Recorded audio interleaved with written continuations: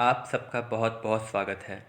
Video शुरू करने से पहले ही मैं बताना चाहता हूँ कि मैं इस वीडियो में जो भी कुछ दिखाऊंगा वो मेरे व्यक्तिगत विचार नहीं है। यह पूर्णतः गीता प्रेस गोरखपुर की महाभारत किताब पर आधारित है। द्रौपदी स्वयंवर के पश्चात जब सभी राजाओं ने देखा कि द्रुपद अपनी पुत्री का विवाह एक ब्राह्मण से करवा रहे हैं तो वे सभी क्रोधित हो गए। उन्होंने आपस में कहा, कन्या वरण का अधिकार तो केवल क्षत्रियों का होता है। द्रुपद ने हमारा अपमान किया है। और उन सब ने द्रुपद और उसके पुत्र का वध करने का निश्चय किया। और उन्होंने कहा कि यदि द्रौपदी ने हम में से किसी एक का वरण नहीं किया तो हम उसे भी अग्निकुंड में झोंक देंगे। सभी राजाओं को अपनी ओर क्रोध से आता हुआ देखकर द्रुपद भयभीत हो गए और ब्राह्मणों की शरण में गए। सभी राजाओं को अपनी ओर आते हुए देख अर्जुन और भीम भी युद्ध के लिए तत्पर हो गए। भीम ने एक वृक्ष उखाड़ लिया और उसके पत्ते साफ कर दिए और उसे उठाकर अर्जुन के बगल में खड़ा हो गया। अर्जुन ने जब यह देखा तो वे भी चकित हो उठे और धनुष उठाकर युद्ध के लिए तत्पर हो गए। समीप खड़े श्री कृष्ण ने श्री बलराम को समझाते हुए कहा कि स्वयंवर को जीतने वाला और कोई नहीं पांडुपुत्र अर्जुन है और यह शक्तिशाली मनुष्य और कोई नहीं पांडुपुत्र भीम है। और ये बात सुनकर श्री बलराम बहुत प्रसन्न हुए। श्री कृष्ण ने उन्हें बताया, यदि बहुत से देवता और असुर मिलकर भी एक साथ आ जाएं, तब भी अर्जुन का सामना नहीं कर सकते, परंतु यदि फिर भी अर्जुन को हमारी सहायता की आवश्यकता हुई तो हम अवश्य सहायता करेंगे। वहाँ खड़े बाकी ब्राह्मणों ने कहा, आप सब चिंता न करें, हम भी आप सबके साथ मिलकर युद्ध करेंगे। तब अर्जुन ने मुस्कुराते हुए कहा, आप सब बगल में दर्शक बनकर खड़े हो जाइए, मैं अकेला ही इन सबको परास्त कर दूंगा। और इसके बाद मदराज शल्य और भीम में युद्ध शुरू हो गया।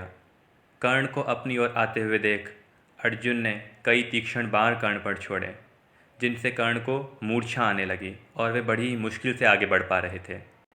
विजयी वीरों में श्रेष्ठ वे दोनों योद्धा हाथों की फुर्ती दिखाने में बेजोड़ थे। उनमें कौन बड़ा है और कौन छोटा यह बताना असंभव था। दोनों ही एक दूसरे को जीतने की इच्छा रखकर बड़े क्रोध से लड़ रहे थे। देखो, तुमने जिस अस्त्र का प्रयोग किया था उसे रोकने के लिए मैंने यह अस्त्र चलाया है। देख लो मेरी भुजाओं का बल। इस प्रकार शौर्य सूचक वचनों द्वारा वे आपस में बातें भी कर रहे थे। उस समय अर्जुन द्वारा चलाए गए उन सभी वेगशाली बाणों को काटकर कर्ण बड़े जोर से सिंहनाद करने लगा। समस्त सैनिकों ने उनके इस अद्भुत कार्य की सराहना की। कर्ण बोला, विप्रवर, युद्ध में आपके बाहुबल से मैं संतुष्ट हूँ।